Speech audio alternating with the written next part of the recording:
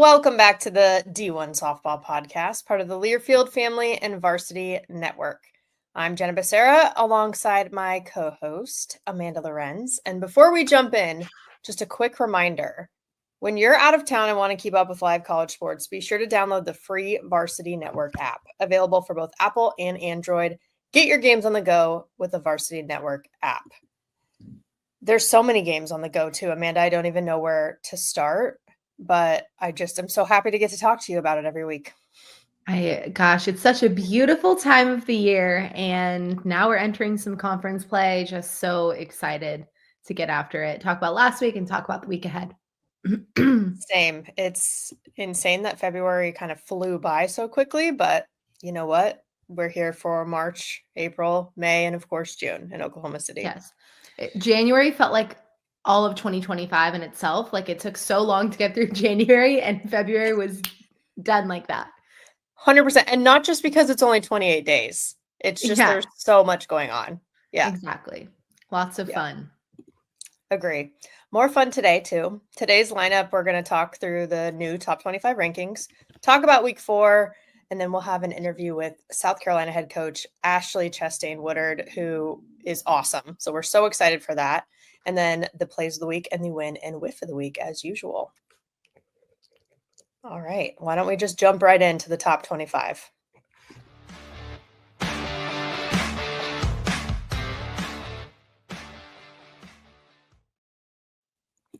This is always such an interesting time of year because some of the changes are so drastic because it's still so early. So I always find it, I don't know about you, Amanda, but just interesting to see from week to week as things start to sort of pan out throughout the season. Like right now is a really interesting time. Yeah, and it's really hard. I mean, obviously, the rankings are fun to look at, but it's like you said, it's really hard in the beginning because with such a short resume, like one loss is going to affect you, or one big win is going to affect you. So it definitely shifts a lot. But like everything, the more data we have, the more the poll will start to make sense and stay generally the same throughout the next couple weeks. Exactly. So why don't we go ahead and take a look at what the top 25 is this week? So the top 3 actually hold firm, with number 1, Oklahoma, number 2, Texas, number 3, Florida. Oklahoma just one of 2 undefeated teams left. So they have a 19-game winning streak coming into their first ever SEC series this weekend.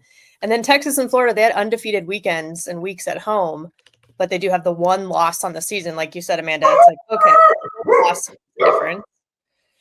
But at the same time, the Longhorns now have a 9-game win streak, and the Gators have a 10-game win streak with 5 consecutive run rolls. So not a huge surprise that those 3 kind of stay strong there at the top. But then in addition to that, Arizona in the top 5 for the first time this season. They're now at number 4. An absolute thriller against UCLA at the Judi Garman. Now they're 21-2 on the year, which is insane. And then speaking of big jumps, number 9, South Carolina, they jumped 12 spots after they swept a weekend series at Duke. On the road, I think is a key part of that as well. And then if you take a look lower in the poll, there's 2 new teams, number 22 Clemson and number 23 Virginia. Both have an 11-game win streak. Clemson beat Georgia in a midweek and Indiana twice over the weekend. And then Virginia's streak actually goes back to their walk-off win against UCLA in their final game in Clearwater. So lots of different changes, 5 different conferences represented. The SEC still leading with 12. The ACC's coming in hot with 6 teams in the poll as well. And then the Bigs, 10 and 12, have 3 apiece. And then Conference USA has 1. Liberty is holding it down for the mid-majors as San Diego State and Florida Atlantic dropped out this week, although Florida Atlantic still receiving votes. All right, that was a lot of information. As we're looking at this, as we're listening to this, what are your gut reactions, Amanda, first seeing this week? Yeah, I mean, you talked about a lot of changes, but my gut reaction is probably seeing South Carolina in the top 10. I think that's really cool for that program. I can't remember the last time they were in the top 10 of a poll. So really cool. And obviously we get to talk to Ashley Chastain Woodard later in this in the podcast, but just really cool to see. There were definitely some question marks about them. Like, yes, they're performing great. They're doing great. They're they're scoring a lot of runs. The pitchers are doing a good job, but what competition have they really faced yet? Well, they really put that to the test this last week, playing at Duke and obviously sweeping Duke, who is a really, really good team this year. Sweeping them on their home field is a huge statement. And that's a really good momentum shift or keep the ball rolling when you go to play in Norman this week to open SEC play. You're not kidding. Seriously. I think they're averaging almost 9 runs per game, 8.8 now, the Gamecocks, and that'll win you some games. Yeah, right. That helps a little bit, especially when your pitchers are doing well also. Yeah. And they're slugging .603 as a team right now. So such an interesting combo, and we'll talk about this with Ashley too, but just of the transfers that came in from all over, the folks that came in with her from Charlotte, and then people who were already there at South Carolina too. So we'll talk with her through those dynamics, but off to an amazing start. Yes. One question that we got was around Texas Tech. So they're still in the rankings, obviously, but they've been a little bit inconsistent, or there's been a question around consistency. So they played Texas A&M this weekend, for example. That was highly, highly anticipated. They played them twice. They end up splitting with them. They beat them with Nija in the circle. Then they lost to them without her pitching. But then they also lost to Idaho State and North Texas. So I think the consistency piece, and we talked about that, though, with this time of year also. You're still kind of trying to figure out your identity as a team together while also facing some of the highest competition. So for them, going into playing Oklahoma State to start the Big 12, to me, that is going to be huge. So Texas Tech, obviously at 18, Oklahoma State at 12 right now in our poll. But that, I think, going to be a test the same way that South Carolina and Duke was a test for the Gamecocks. Very well said. I think that it goes back to earlier in the season when Coach Glasgow decided not to pitch Nija against Nebraska. And there were some question marks, but, they ended up pulling it out. And it's true, right? He was trying to prove to his team that they are more than just one person in the circle. They're going to need they're going to need everybody in order to win games, right? They can't just rely on Nija for every single game. And I think that has been put to the test a little bit as of late of what does this team look like without Nija on the mound? And, it's a really long season. It's a grind, and you definitely cannot hold out hope that just your one pitcher is going to win you every single game. So I think they're still working through their identity, right? Like a bunch of new faces, a new coach. And so I think that, it's true, right? We've talked about the inconsistencies, and that's for a reason. They're working through a lot of different things, but I think that that's going to be the reason why, we won't know what Texas Tech we're going to get. Nija on the mound is much different than Nija not on the mound. Yeah, it's so true. And we talked about that aspect of, transfers, people coming with a new coach, people who already were at the school. We talked about that in terms of South Carolina. Well, that's also something that Texas Tech is working through, right? And it looks different for every program. So yeah, I think we're obviously all very interested to see what happens from here on out, especially this weekend. I mean, Ruby Malin and Nija, in theory, right, head to head, pretty fun. We saw it in the Pac-12 previously with Stanford and Washington. Totally. Now they're just, a little more central in the U.S. going at it. Yeah, I think, Ruby got a little bit of a taste of a highly anticipated matchup with Oklahoma State playing Nebraska this past weekend. So I think that was also like a good little good way to get primed for this big series against Texas Tech. Her number was called in a big way against Nebraska, and she rose up. And we can touch on that matchup later, but that was it was magical. Yes. So many of those already. I can't believe how many of these matchups that we've already had. But actually, Eric Lopez, Victor Anderson within the circle, they talk with Ruby Malin this week. So keep an eye out later this week for that episode to drop, because they talk about it all. I will be keeping an eye out. I want to listen to that one. Yeah, it's going to be a good one. I'm really excited for it too. Auto downloads are on. Let's put it that way for the episode. Perfect. The other thing that people have started to ask about is around RPI and DSR. And that's because we're just getting the first sort of initial data for those things now that we're a few weeks in to the season. So, and for those who might not be as familiar, so RPI is the rating percentage index. It factors in things like wins and losses, but also strength of schedule. And it's a math equation that helps rank teams. It's used across multiple sports, and usually the selection committee, as we know, uses it for the NCAA tournament to help them decide who is seated where. With our partners at 643 Charts, they also have come up with a Diamond Sports ranking, so DSR, which is similar. It's meant to be a complement to some of these existing rankings, but it's tailored specifically to Diamond Sports, so softball and baseball. And the way that they think about it is DSR predicts which teams will win today based on what they've done so far this season. Now, obviously, that also implies there's a lot more season to come, right? So we're still seeing more of what these teams are capable of, but just what it is today, what it would look like.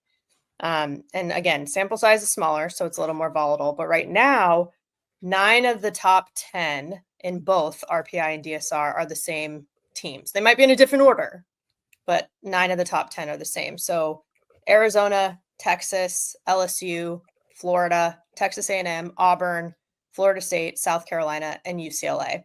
And the other ones are Duke and Oklahoma, who are in one and maybe not the other, but they're all really close within those numbers. So that's always interesting too, Amanda, because strength of schedule I find important, right? And that's why like the committee takes it into consideration. But how can you tell what the strength of schedule is this early in the season? Like how strong is that team? We're still figuring that out. Totally. It's hard. Yeah. But that was just some background for those who have been asking about that data that we're going to see. And we're only going to get more and more, to Amanda's point. So we're going to keep an eye on that as well as the season progresses. But also plenty going on just in general in week 4. We touched on some of it already, but let's go into the recap because there's so much.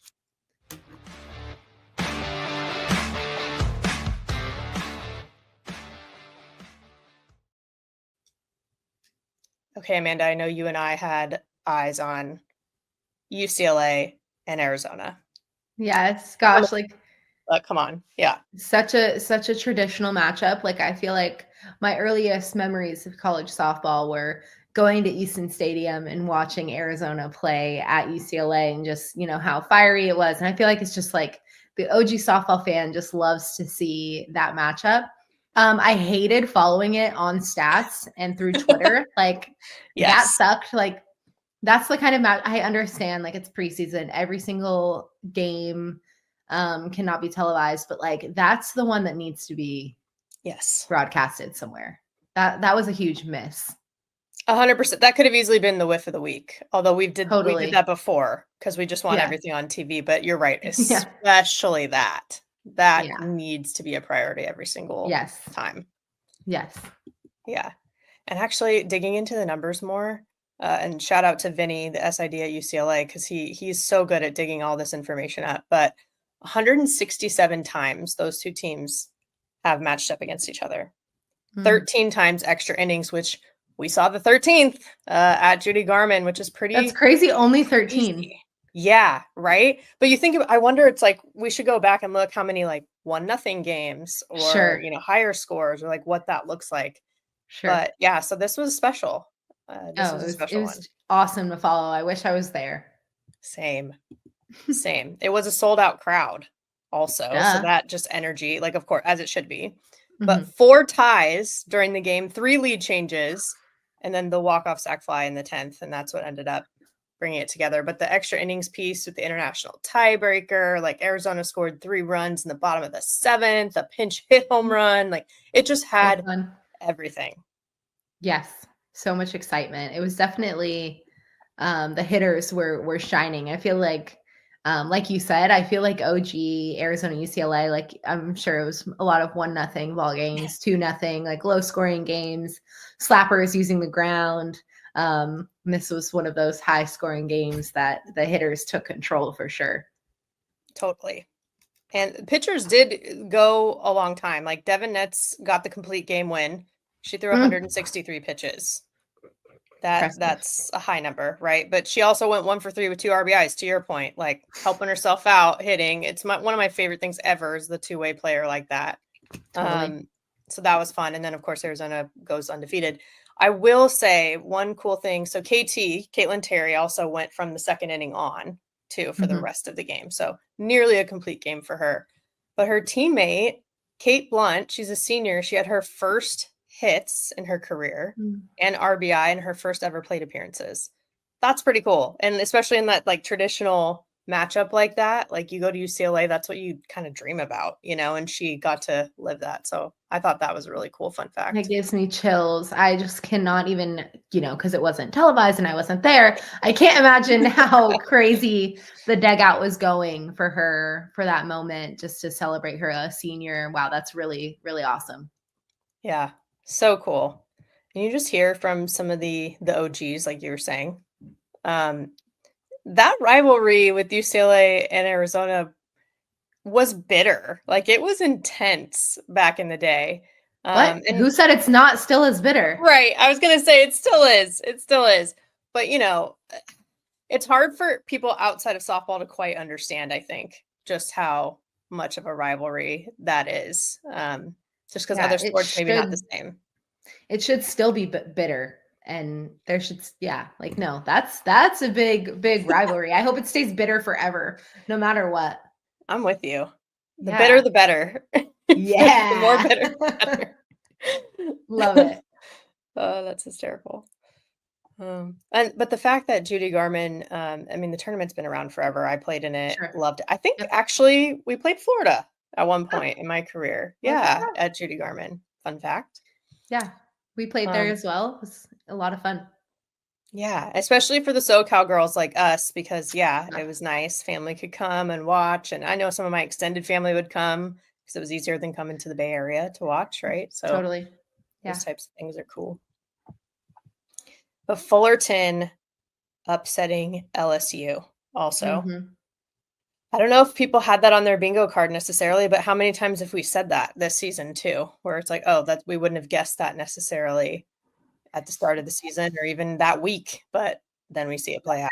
Brand with LSU. Like LSU will have a huge win that you're like, wow, like look at LSU taking down UCLA. They're having a great season and then dropping not a slight to Fullerton at all. Like just matchup wise, LSU is supposed to take that game handedly. And right. That's so on brand for them to have a huge win and then somehow like lose to Fullerton. But like you said, like Fullerton on their home field, obviously. Fullerton's always so competitive and plays great always. They're always hard to beat. But that was crazy, having a huge win against UCLA and then losing to Fullerton. Yeah. And you're so right. Fullerton is, well, they're one of only two mid-major schools to ever win a national championship. It's just them and Fresno State. So that's like historically when we're putting that into perspective, that's why, the Judi Garman, for example, even exists because of people like Judi Garman. But they're known to do that. You're so right. Last year they beat Tennessee, who was a top 5 team at the time. They beat Florida the year before that. Something about that tournament too. They just like crank it up to the next level. I love it. But LSU did win out the rest of the weekend. I always like to look at what's the response from something like that. And they won out the rest of the weekend, which is a good sign. Yeah. I have to give a shout out to Leanna Garcia from Fullerton, though, because she came in with the bases loaded, 1 out in the 7th. Obviously, high pressure situation. She gets a pop up and then she strikes someone out looking to end it. So for me, I was just like, yeah, that's ice in your veins. And I was here for it. I thought that was really cool. Putting on your big girl pants. Exactly. Showing up for the big girl moment. I love it. Yes. So good. And she just looked so calm and poised. Like she had been there before, so, and that was like, even better. Yeah. Even better. Yeah. No, 100%. But then it gets weird, right? Because then Notre Dame beats Fullerton right after that. So it's like, who even knows at this point? But always gets weird. It always gets weird. It did not get too weird, though, outside of Judi Garman for South Carolina. I would say it went really well for them, like we said, in that Duke series. So that I'm curious to see again, like how Duke responds after that. Yeah. Yeah. I, similar to LSU, they had been having a great preseason, but for me, there had been some question marks like, okay, they look great, but like, who have they played? Right. LSU plays against UCLA, they win. Amazing. Like, check the box. And then you look at South Carolina, huge series at Duke. Obviously, Duke just went to the World Series. South Carolina is rebuilding a program and with new head coach. They came in and really made their presence known. They did not look like the underdog. Like, they were swinging freely. It was so much fun to watch South Carolina compete. And just a different brand of South Carolina softball that I'm used to, I'd say. Like, since I, was introduced to the SEC, I'm obviously a later bloomer, but, haven't followed forever South Carolina, but it's definitely different now. Like, wow, like so cool to see an alum take over at her program. There's a different level of pride, right? A different level of love. Obviously, we get to hear that more from Coach Woodard later in the podcast, but it was just really cool to see someone like, as someone, I love my school so much. So to see that shine through her as just how much pride she has in her school. And like, she, it means a little bit more being the head coach of your own program, and it's shining through her athletes. Yes. Like, that's the most beautiful thing, that like, she understands. Not only was she in their shoes as a former college softball player, she was literally in their shoes in that locker room, around the streets of Columbia, like around like campus. Like, she's done it all there. And that's a really cool example that they have of just a strong woman, period. But then someone who has walked the walk, exactly what they're doing. And understands them to a different level, and then also loves the program to a different level. Definitely makes someone who loves their program so much. It makes me so happy, because that's what you want every athlete to feel. You want every athlete to have, that love for their program, and then feel so passionate about it that you want to go back and like keep going. Just really cool, and really cool to hear that through her later in the podcast. It was a real treat. Yeah, I agree. I also I clocked the means more as well. Thank you. I noticed that little plug there. Unfortunately, maybe it's just all I've been hearing for the last almost 10 years, but I really didn't know what else to say other than it means a little bit more. And I wasn't even referring to the SEC in general, just referring to her taking over at her alma mater. But, maybe it's just all I know. Well, I mean, it's relevant too in her situation. So yes. Hey, we'll take it. No, I'm really excited for everybody to hear our chat with her, because like you said, I think what also fires me up is that we have more and more women who played the game becoming leaders in the game in different ways too. We talk about people like who are even still playing like professionally, and head coaches, Morgan Zirkle, Victoria Hayward. Like, if you look at Marshall and Nevada, that's a really small group that's actually doing something like that. But to see these women kind of step up into these roles, like you said, there's just something about the fact that, okay, they know exactly what I'm going through. Yeah, life changes over the years and things like that, but they actually did this. There's something special about that. And I think it only helps our sport too at the end of the day. Yeah, we say all the time, like, especially in the professional realm, like, if you see her, you could be her, right? And I think for so long, our whole lives have been like, okay, we're going to go play softball in college, but what's after? And thinking about that more in like a corporate sense of like, what am I going to do with my life? And usually that doesn't involve sport. And I think lately that's really been changing, of showing like, no, you can stay in softball, whatever that looks like, whether it's coaching, whether it's involved on the ops side, whether it's doing what we're doing here and just talking about the sport, whether that's playing professionally. I think that so many of these former college softball players are really making it known that you can really make this sport your life, even after playing, whatever that looks like. There's so many opportunities, and it's really becoming more of a trend to actually stay in the game instead of leaving, figuring out how can I keep being involved in the sport, but actually make money and make it my living too. And I think it's really cool, like you said, of just staying involved and working in our sport. You're making me think, like, when we do some of these interviews with players, or when players just are in interviews in general, they'll be asked, have you thought about what's next after softball? And these are college players we're talking to. It seems like, and what we hope for is that the trend will actually turn to not what are you going to do after softball? What are you going to do after graduation? because softball might not be over for you yet, you know? I love that. Yeah, I think we're starting to see that, and we're so excited about it, obviously. Absolutely. Yeah. One other thing that you actually sent me, Amanda, too, that I just had to call out is Central Arkansas, Maya January falling, like tripping and falling and literally crawling to home plate.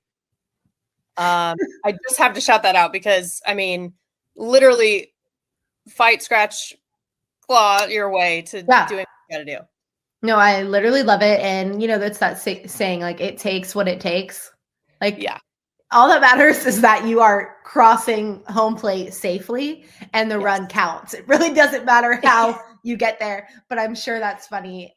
A funny clip that's been playing around their facility. And I'm sure, like, if I'm her teammate, I've screenshotted that and I put a picture in her locker and just that's a funny moment that they're going to remember for a really long time. I know that it gave me some laughs. Same. It tied the game and then they went on to win in extras. Just saying. Yeah. She didn't do that. Like not only tying the game, but also like you're telling me that's not going to make your dugout a little bit looser. Totally. 100%. Like, it's a tight game. Everyone's a little bit tight, a little bit nervous. And then you have a moment like that. Yeah. Like that did more than just tie the game. That transcended them to win the game because she was able to give some laughs to her whole squad, make everyone relax a little bit.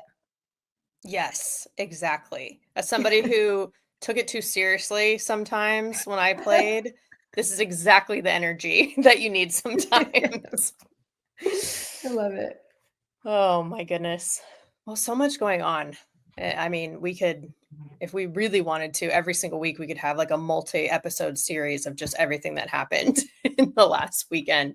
But maybe a little bit more fun for people to hear straight from a coach, someone who was in the trenches. So let's head into the interview with Ashley Chastain Woodard.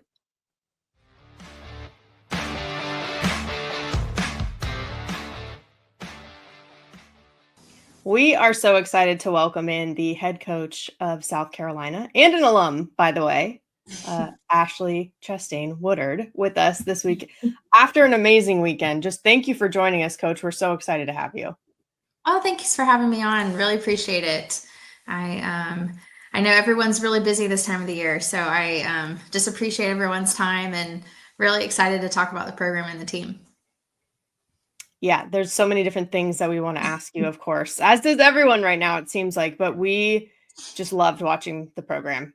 I think the fact that you're at your alma mater, you're just barely in your first year, which is insane to think about, but has it fully hit you that, oh my gosh, I am leading my alma mater? Has that set in, or are you still processing it and just kind of flying through the season right now? Yeah, I think it's set in. I think once we kind of got started with the season, it really set in. I would say prior to season, it really hadn't set in yet. But, now that we're, you're a month into season now, and I think it's starting to set in. But it's been awesome. I've just been blown away with just the support, from everyone here, and just kind of getting back into Columbia after being gone for so long. Some things are exactly the same. Some things have changed a lot, and it's been a lot of fun. It's been great, and like I said, the support has been overwhelming, and it's been awesome. I'm really blessed and thankful, to be leading the program, for sure. You've earned it. I think that's the coolest thing is like you've done such an amazing job and have earned to lead your former program. Like that is seriously just a dream and so cool. I can't imagine how it feels. But you mentioned support, and I'd love to talk about that. Just coming from Charlotte, which obviously is great in its own right, but going to an SEC school and just having, different financial support and just talk. I would love to hear just kind of the back story of like feeling the financial support at an SEC school versus a mid-major before, and just how that affects your program. Yeah, I think you just have access to different things. I think when we were at Charlotte for the 5 years, we did everything in our power to make it, big time and, championship level. And, we worked within the resources that we had. And, I give Charlotte a lot of credit. The administration there was really supportive, and, it was a great 5 years, and we did a lot. We elevated the program in all facets. So even facets that you can't really even see on the field sometimes. But yeah, when you step into an SEC program, it's another planet, as you know, Amanda, like it's another planet, and the resources and, I think the fan base is, I was reminded really quickly of how strong the fan base is, their opinions and the following, and, just how intense, the fans can be, which is great. We love it. We welcome it. And we have definitely felt a ton of momentum and a ton of support just really in the first month of season from the fan base and the community here in Columbia, because it's, Columbia is the capital of the state. There's a lot going on here, but everything in the city is revolving around Gamecock athletics. That is the center point. And so to kind of immerse back into the community and kind of get back into a college town, I'm reminded of how awesome that environment is. And the administration here has been wonderful. We've had a leadership change since I was here in the summer. So I was hired by Ray Tanner, who, is amazing. He's been the face of our athletic department for a really long time. We won 2 national championships in baseball while I was a student athlete here in 2010 and 2011. And he hired me back in the summer. And then we have new leadership in Jeremiah Donati, who came from TCU. He started with us in January. So it's a happening place around here. There's a lot going on. And especially now that we're in the grind of season, it's just everything feels very fast moving at the moment. But I've been blessed and thankful, and my direct support, our direct boss in line on the administrative level is Hillary Cox. And, internally, she is just really poured her heart into the program. She's with us every step of the way. And, without that kind of support, things get a lot harder, when you're trying to build a championship team and compete at this level. It's the best of the best. And it's been awesome. And here we are at the cusp of starting SEC play. So we are geared up for that for sure. Oh yeah. We'll get into that as well. Certainly. And the way that you're talking about it too is about sort of rebuilding this program and putting kind of your own brand to it within that South Carolina brand, of course. But what all actually goes into rebuilding a program? Because I don't know if everybody understands just how impressive it is to see results this early, because there's so many other aspects that go into it too. Yeah, it's a lot. It's holistically, you walk in and we kind of changed everything. And I know that's a short answer for a really big question, but we walked into the facility this summer and, we just wanted to start updating things and, just breathing life to it. I joke a little bit. I walked into the stadium and it felt a little outdated, drab. There were gray walls everywhere. I was like, we've got to bring life to this place. We have a beautiful facility. It was, finished in 2013. It was one of the state-of-the-art facilities at the time. But, hey, what can we do now to really, bring it back to life? I want the players to walk in and feel different, feel something different. And I want them to really look forward to walking through the doors every day. And so we've worked hard on making some changes, just even that, like fresh paint, new graphics, cleaning things out, renovating this space so that it just felt different for them. So we did some of that last summer and continued to work on that through the fall. And, I think for us foundationally, rebuilding a program is all about the people in the program. So, we've worked really hard last summer and, since then of just making sure that the program was made up of the right mix of people of just, whether that be the players, whether that be the support staff, whether that be the actual coaching staff and other, members of the staff now that we have that aren't direct coaches, but, people that heavily influence day to day what is happening in the program. And I've been fortunate enough to coach with some really awesome people the last 10 years of my career that have not only become some of my best friends, but just fantastic character and loyal. And, there's just a ton of trust within our staff. And we believe that's where it starts, like if we want the team to be a certain way, we've got to operate that same way every day. And it kind of, trickles down. And so I was fortunate enough to bring my staff with me from Charlotte, and, Katie Browder had joined us at Charlotte after being Ole Miss for some time. And so when you walk into the office, you walk in the facility every day, and you just are with people that have your back. There's so much trust and love in the room, the sky's the limit once you have that. And, then we really examined, the people in the program, who we wanted in the locker room, who we wanted to wear the uniform, which on so much of a deeper level means so much to me because it is my alma mater, so it's like, okay, who's in here, like it's just been so cool. We have so many cool stories within the locker room, and we have players that, dreamed to be a Gamecock from the time that they were little and now have the opportunity to wear the uniform. And so when you get that kind of passion, it just really, I believe, upplays everything that you do. And so I think that's a little bit of what we're experiencing right now. We just have so much life and so much energy and so much gratitude for who we are and where we're at, that I think, you just watching the kids compete, it just like, sometimes it brings tears to my eyes. I'm just like, they are just crushing it, and they just believe in who they are. And but it's just been a culmination of everything. I mean, we've done so much in such a short time.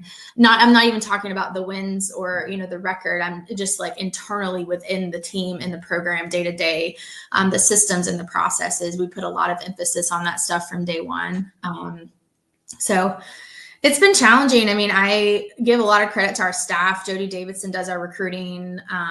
Katie Browder and him work hand in hand on that, daily.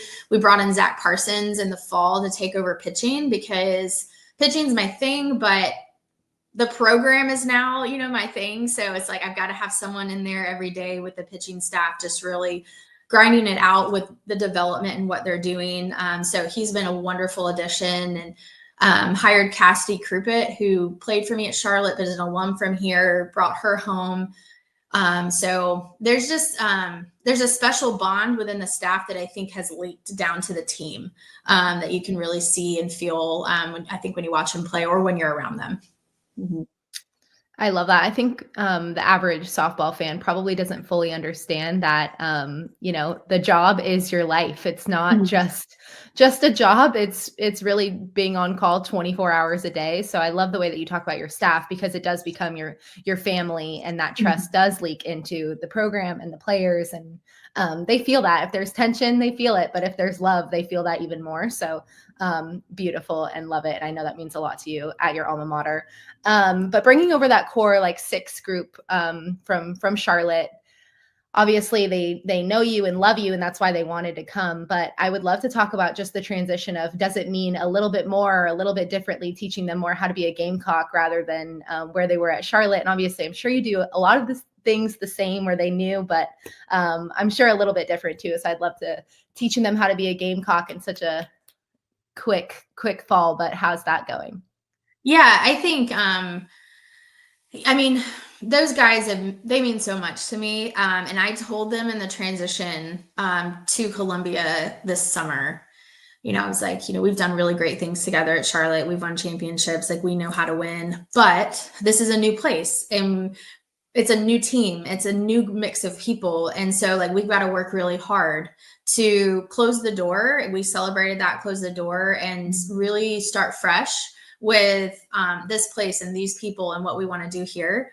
So I think we were really intentional about like drawing a line of, putting our best foot forward here, and, and really not looking back. And I thought they did that wonderful and continue to do that wonderful. I think there was, just a lot of, there was a lot of outside noise, I think, when all of that was happening last summer on, well, are they good enough to play here? Like, you're bringing all these players. And for me, it was just really important that I just protect them from that narrative, because of course that's what people are going to say. Right. And And that's fine. Everyone's entitled to their opinion or what they want to think about something. But for me, directly with all 6 of those guys, it was like, hey, like, you've earned this. Like, you can play at this level. You and I know that. And, we played a really tough schedule at Charlotte, and I've seen them in championship moments and pressure moments against All-American pitching.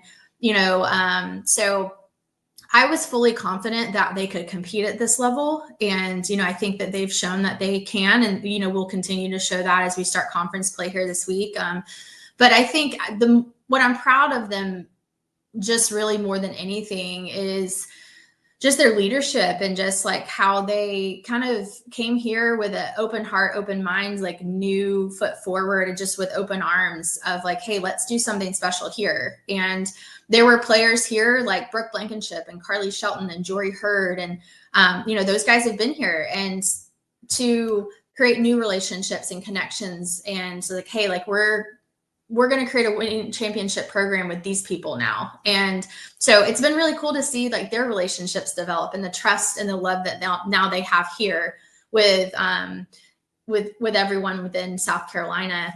I think through the fall, it was, you could feel a little bit of like, okay, well, those kids came from Charlotte, and, then we have Quincy Lilo from Oklahoma, Neely Lamb from Charleston Southern, and Emily Vinson from Longwood. And then you've got the people that came back from South Carolina. So you could feel a little bit of like, okay, we've got some, barriers we've got to break down with like labels. And so we worked, and we were really intentional through the fall of having those conversations of like, hey, we were all in a different place before, but now we're all Gamecocks, and now we're all here. And how are we going to move forward together with that identity? Because now at this point, none of the other identities matter.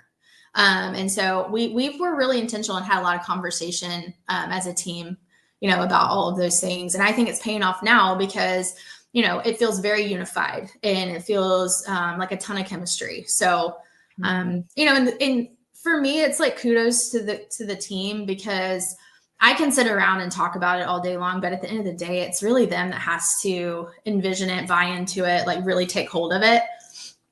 And I think that they've, done that brilliantly. So I'm just really proud of them.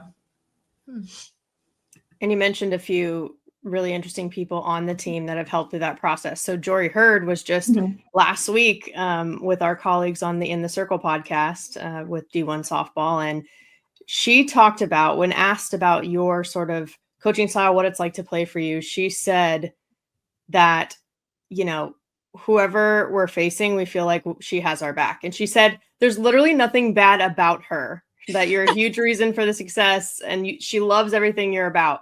That is such a high compliment, especially for somebody who, this is the first year that you're actually directly working and coaching with her. So I would love to know your reaction to that, but then also, how do you describe your coaching style? Well, that's really kind of Jory to say that.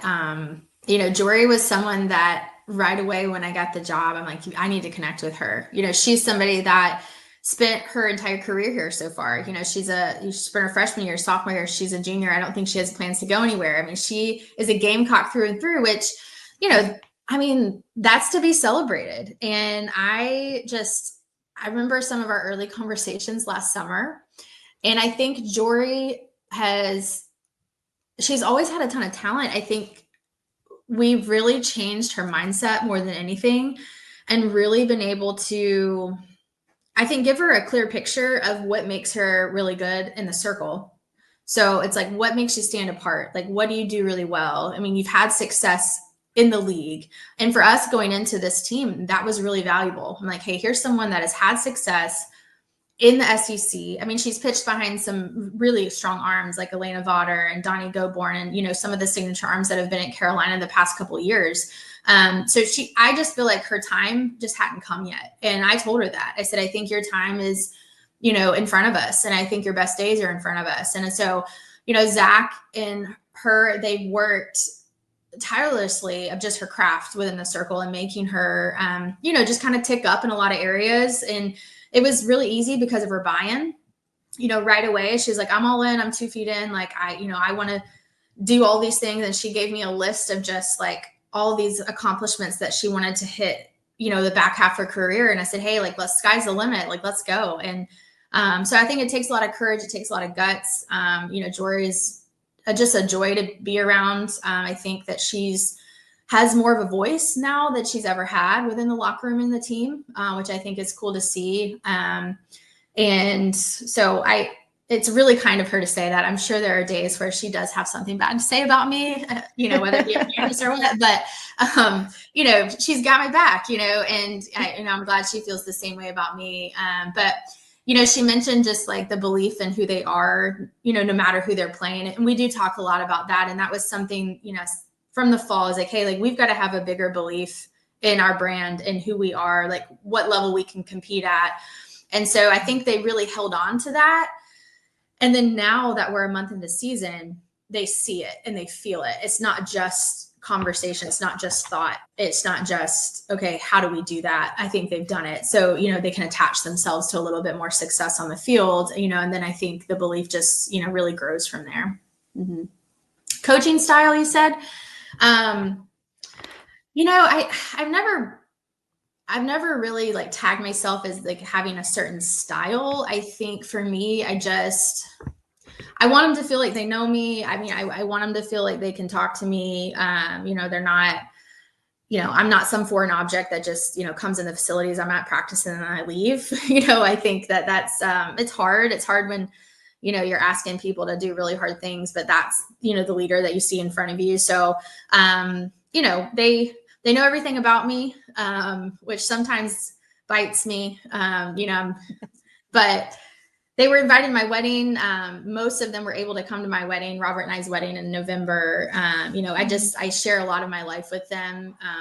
And so I think, we're very relationship based. I mean, we just like to be really connected with the players and, have really hard conversation, but there's a lot of love behind it. So sometimes, even if the topic of conversation is tougher, it can be really heard and the message is received both ways, two-way street there on just being able to have very genuine, authentic conversation. I want them always to feel very psychologically safe in the program. They can be themselves. We can have the conversation. There is no fake anything. And then I think you can really help people achieve their dreams and you can help people overachieve, right? Like whatever ceiling you thought some player had, like all of a sudden you look up and they're like bursting through that ceiling, because they've got such a support system of trust around them. And then, that's really cool when you start to see people overachieve whatever bias you thought their ceiling was originally. So I think that's really cool. That is so cool. You talk about belief and just making them feel like they can and know that they can beat anybody. Obviously coming off of huge weekend, sweeping Duke at Duke. And there were some questions just, in polls and in media of, who have you guys played yet to kind of skyrocket you in the polls. But obviously you guys made it known that you don't care who is in the other dugout, what ranking is next to them. Obviously you're coming in at number 9 in our poll this week, but huge for your program. And then just the belief of beating anybody. Just talk about leading up to that huge weekend and gosh, like slam dunk. Yeah. Well, thank you. We have a ton of respect for Duke and we have a ton of respect for the success that they had last year, the players that they have. I know Taylor White, their associate head coach, really well. She was in my wedding. We coached together at Charlotte in the early years. She helped me really get that program off the ground. And, Marissa's done a fantastic job in such a short time with their program there at Duke. So, like going into the matchup, it's not that I think internally that we like downplay who we're playing at all. Like, it's not like we're downplaying the competition. Like the girls knew like, this is a big matchup. This is a big test for us. This is, we're going on the road, top 10 team. I think it's, kind of being very truthful about those things, not trying to like, sweep anything under the rug. It's very, just upfront of like, hey, like this is who we're going to face. Here's an All-American Cassidy Curd type of arm. Like she's, had a ton of success. Like here's our plan. So I think we just stay very process oriented and we talk through, our system, our process, really what has helped us win up to this point.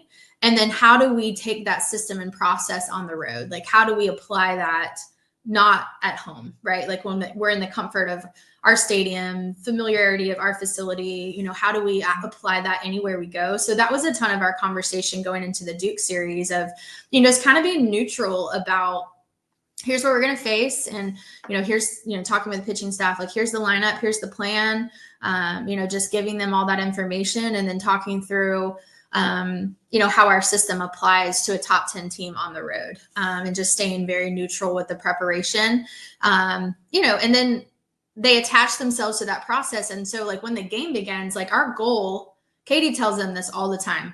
Our goal once the game starts isn't to score runs. Our goal is to have competitive plate appearances. And we track that. It's like, you know, we're having CPAs in the box. The runs are going to be a byproduct of us stacking all of those together.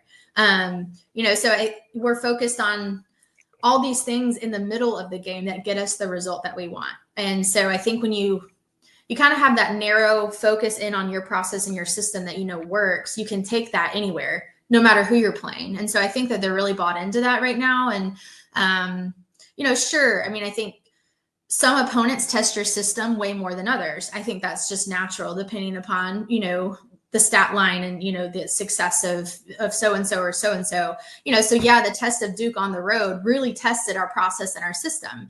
And we knew that. We were very honest with that. You know, and it just happened to go our way because, you know, our system and our process really worked. They executed it and we walked away, or we came home from Durham, you know, obviously really happy with the weekend. But as you guys know, I mean, our system and our process is going to be tested at the ultimate level here on out every weekend as we start conference play. And, you know, we just want our girls to be really prepared for that. We talk a lot about managing our emotions because the emotions are there, like whether it's fear, anxiety, nervousness, overwhelms, you know, too amped up, not amped up enough, like wherever you fall on that as a player, you managing those emotions is ultimately what's going to determine your success once the game begins and how well you're able to execute the process that you've put into place to help you win. So we just want to manage our emotions well. And, you know, obviously going to Norman this weekend, we're so excited about that opportunity. It's going to be an unbelievable atmosphere, you know, and that's what we're focused on is managing our emotions as much as we can. I think it's super interesting getting a glimpse into what that process is because yes, everyone wants to know what was it going into Duke, what's it going to be going into Oklahoma, and you're both two remaining undefeated teams. So many things like that could be external noise. But to hear that, you know, it's really tunnel vision and stuff, it makes sense, but it's so much harder to do than it is to talk about. So I appreciate getting that insight. Yeah. Well, yeah, we're, you know, we like to be super transparent and there is always an outside narrative going on. And I think for us with the team, like we always talk about, like the truth lies within our four walls, right? So like within our four walls of our program, that's where our truth lies. And like, we really stand on that. And so, you know, whatever narrative is going on the outside, if I had it my way, I'd put like a force field around the team so they would never hear any of that stuff. But obviously that's unrealistic, right? It's a part of being a part of a sport that I think is just so much interest, so much viewership, so much growth. So, you know, we want our truth to lie within the four walls of our program always. And, you know, so that's just kind of our own personal narrative of what we believe about ourselves, you know, any given day. I love it. So we touched on it a little bit, but OU this week to open up SEC play.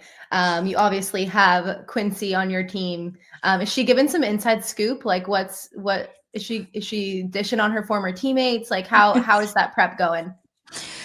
Q is an awesome person. She's very respectful.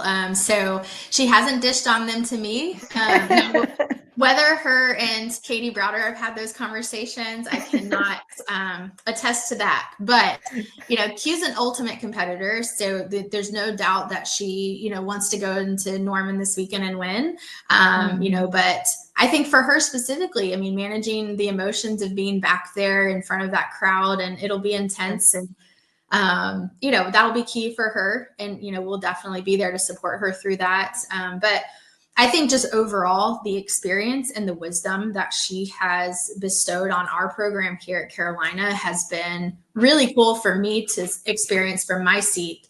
You know, because when you're a part of a program, that has the reputation and the championships that Oklahoma does. I mean, just bringing someone into your program that has those perspectives and that mindset and just that outlook is really powerful. And so she's been able to, I think, really kind of like rebirth herself as a softball player here with us.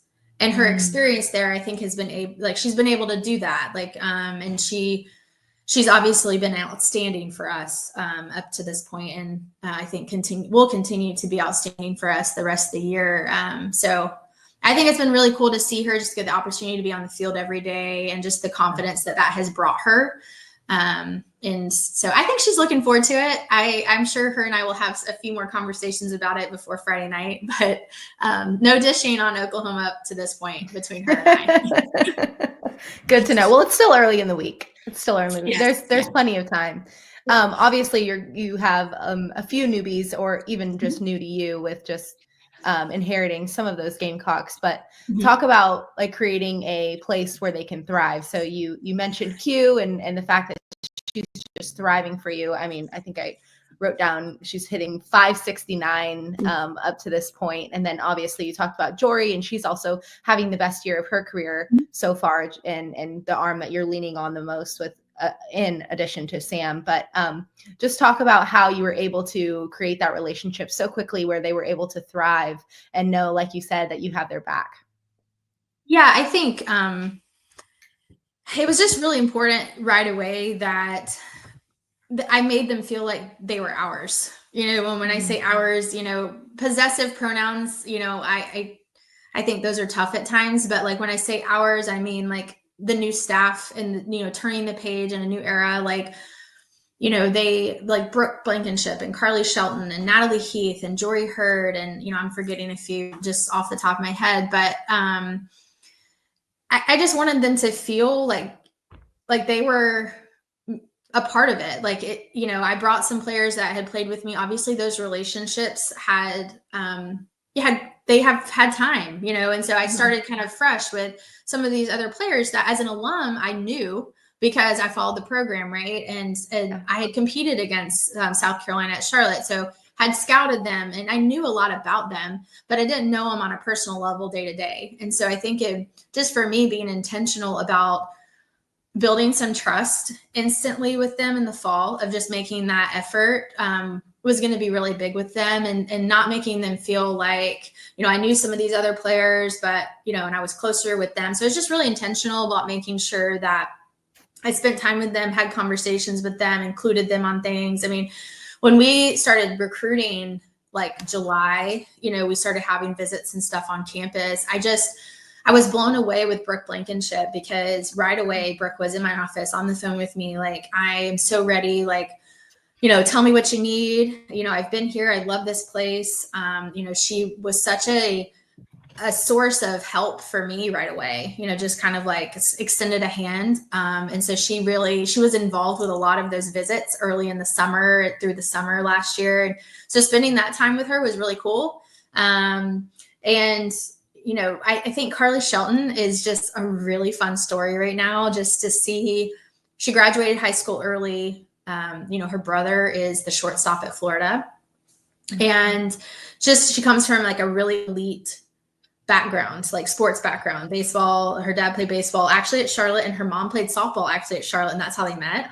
Very cool. I know. Yeah, really cool. Excuse me. So just, kind of crazy, the stories within the stories, right? But Carly had been recruited by Katie at Ole Miss. Like, Katie knew a lot about Carly, and, she was in and out of the lineup last year, and just, I don't think really had like a good footing about her. And, just to see her have the success that she's having right now, and just the belief that she's put within the program and herself is really cool. So, those things don't happen without, we've said it several times now, but just without a lot of love, a lot of trust, a lot of vulnerability. And, and those things are all a byproduct of you feeling comfortable and safe enough to have a relationship with somebody. So just being intentional about reaching out to those guys. And then obviously when we started training in the fall, it was everyone together. It wasn't just this group, let's try to mix this thing together. It was like, no, like, get rid of all identities that have been, the players that have been here, the Charlotte, the other transfers, I'm like, we're getting rid of all of those labels. We're going to unify and we're moving forward together as one. And and kudos to them because they just have been so welcoming from the first day, like open arms, open heart, like ready to go. And I couldn't have really asked for more of them. And I was really blessed with that last summer. I love it. Well, big week, but like you said, every week in the SEC is a huge week. So looking forward to keep seeing you guys compete, and good luck the rest of the way. And we cannot wait to watch. Thank you so much. Really appreciate the conversation and the support. And, we're excited about it. We are very much staying day to day, as you know, Amanda, like in this league, you can't look too far ahead. So, we're focused. Tomorrow we have Youngstown State here at home, very much prepared and preparing, for that matchup. And then obviously going to Norman this weekend, really excited for the atmosphere and getting SEC started. So, but thanks so much. Really appreciate it. Good Thank luck. you, Ashley. Despite my technical difficulties over here, I just wanted to ask my final question, which is, can we expect some more dancing in the locker room, some more post-game gritty that we've seen so far this season? That was not supposed to be a thing, and it became a thing. And so, now I get all kinds of questions about what's the next dance. And, we're constantly trying to YouTube, and just in transparency, I cannot dance. And so this has been something that has really pulled me out of my comfort zone. But I'll do anything for a win. And, I don't think the dancing is going anywhere. So I'm sure you'll see more of that. Perfect. We hope so. Thanks. Well, thanks again, Coach. Really appreciate it. Really looking forward to everything Amanda said. I echo. Really looking forward to seeing you the rest of the season too. Thank you so much.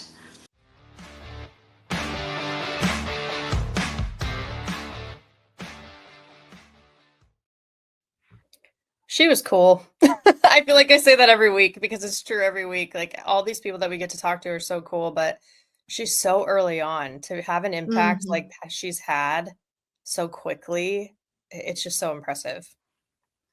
Yeah, I think it's really special every week just to get to know these coaches a little bit more than, just knowing them, what I see on social media or what I observe on TV. It's really fun to get like kind of, a more of a conversation to find out what's really going on over there. And I feel like every coach is building something really special, but doing it at your alma mater is really cool. And it was really cool to hear from her.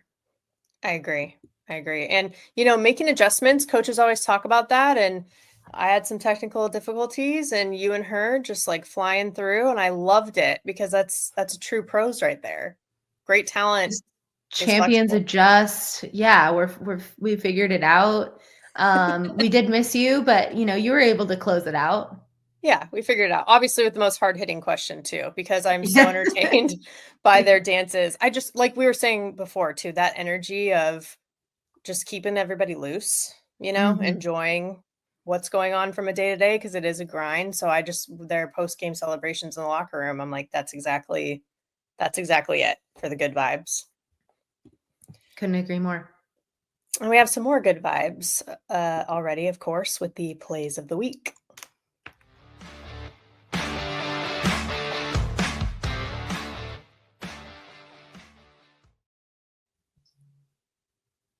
All right, I am leading us off. We touched a little bit on it earlier, but obviously this just iconic matchup between Arizona and UCLA. Just had to give a huge shout out to Emily Shep, who had the pinch hit 2-run home run in the bottom of the 10th to tie the game. Like a pinch hit is not easy. We have a little clip from Arizona softball, so we'll let that play here.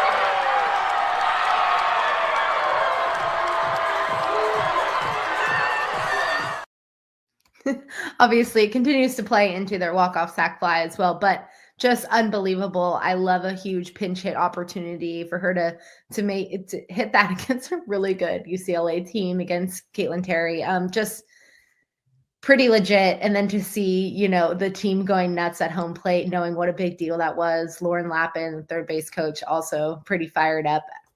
Of course, they should be. So I just really loved that moment, but specifically because it was a pinch hitter. Pinch hitting is not easy. Like, that is a really hard role to have, and the level of confidence that these pinch hitters need to have in order to be successful, like without getting consistent at bats, it's really hard to go in there and take your hacks the way that you should, especially in a big moment, right? Like her number getting called against their rival, bottom of the 10th, like need a huge AB out of her, ties the game with a huge 2-run bomb, like gives me chills. And I just know, like, obviously by her team's reaction, like, just so proud of her and so happy for everybody on the team. Like, it's just a really cool moment specifically because it was a pinch hitter.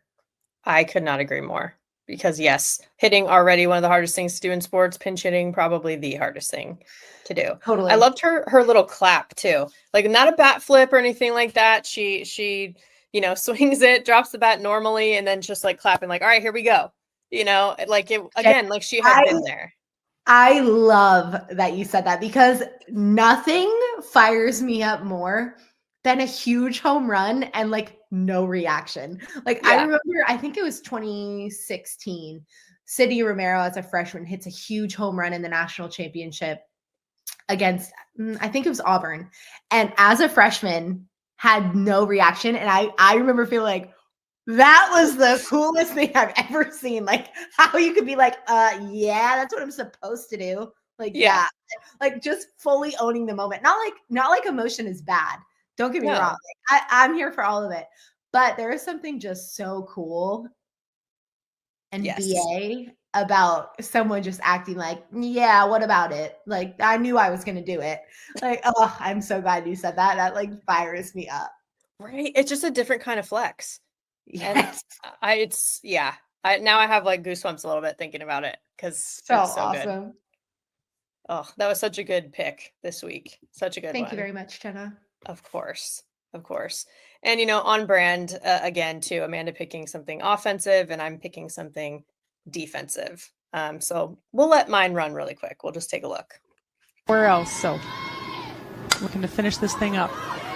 Slow roller by Mack, and she will be out at first, and Northwestern will come away with the win. And Lauren Boyd fired up, and rightfully so, Joanna. 11 strikeouts in today's game.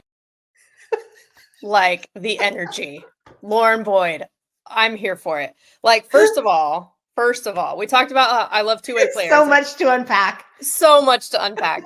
I love two-way players, but I don't know if it's three-way players in the sense that she plays defense, right? As a pitcher. Sure. I'm like, yes, you're the fifth infielder. Love that.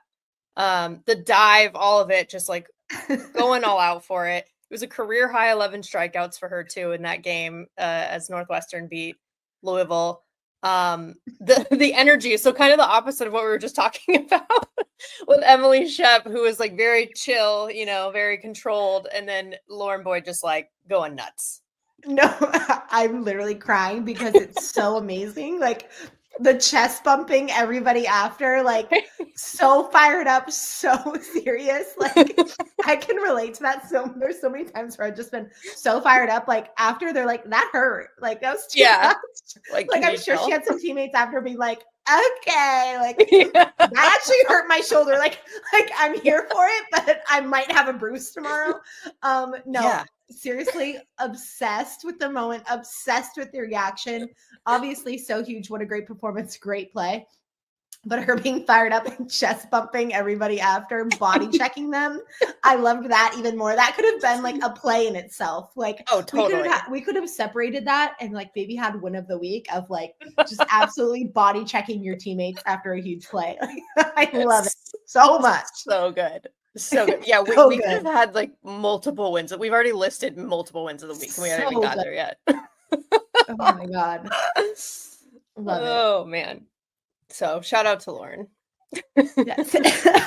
Thank you, Lauren. I'm gonna after we're done, I've already seen it a few times and it's still making me laugh. I need to in a good way. I want you to know in a good way. I just love it. Yes, no, I get it. I love it so much. Fire me up.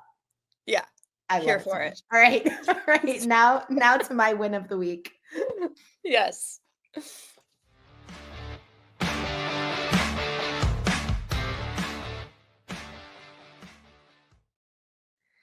All right, I'm going to lead us off with the win of the week. And it's really a coach having a high softball IQ and helping the team out. So it's just about everybody in the dugout knowing their role. So I'm going to let this play. There's no rules against it. If the net moves, move it. But that's a softball IQ play right there. Shout out Coach Heff helping Kennedy Powell come up with this catch. Yeah, so just beautifully done, in two ways. So obviously you hear Tori Vidalis talking about Coach Heff pulling back that net to make sure that Kennedy Powell had room to make that catch.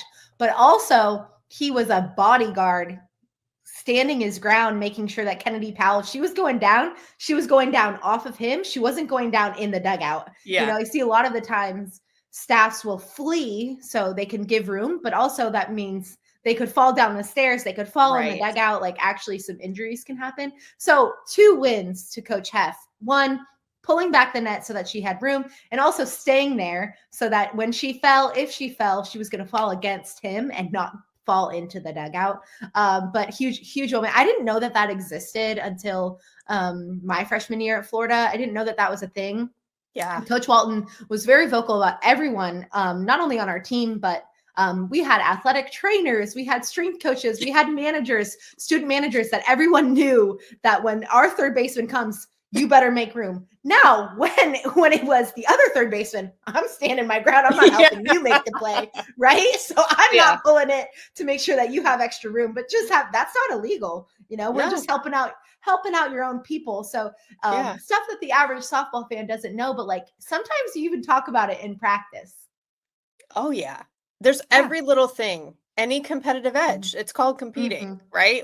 Anything. Yes. And honestly, true team effort.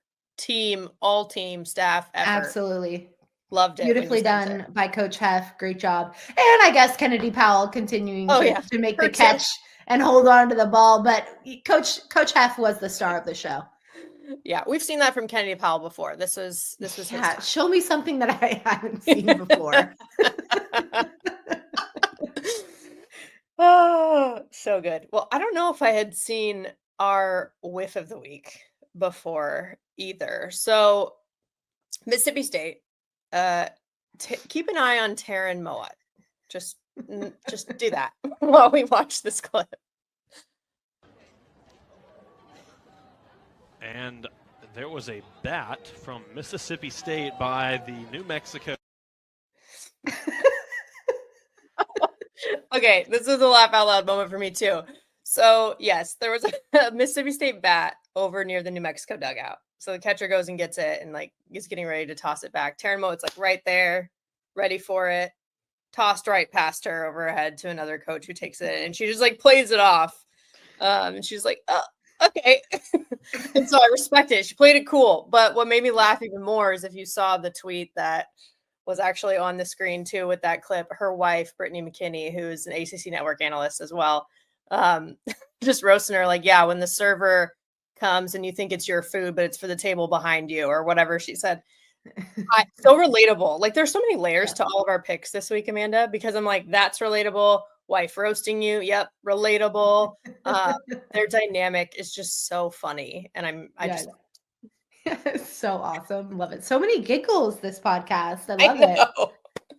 Love it. I know. It's so good. Also, so to add more to their dynamic. So I had Brittany McKinney on the Believe in Softball podcast as a guest, and I asked her about bat flips.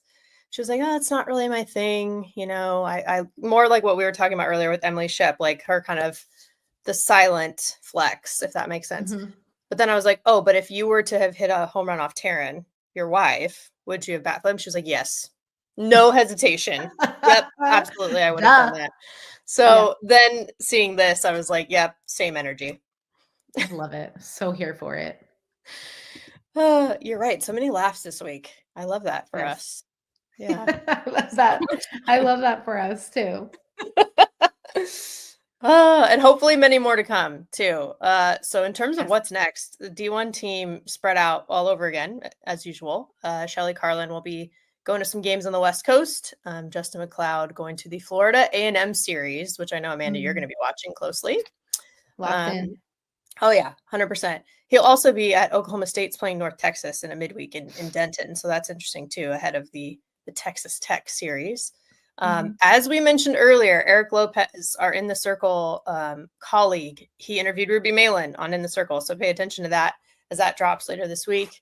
Other colleague, Victor Anderson, will likely be calling games at Stetson too. And then I will actually be at the Syracuse-Stanford series. So it's the first ACC home series for Stanford, and it'll be in the football stadium too, which there's so many cool layers to it. So I'm excited for that as well.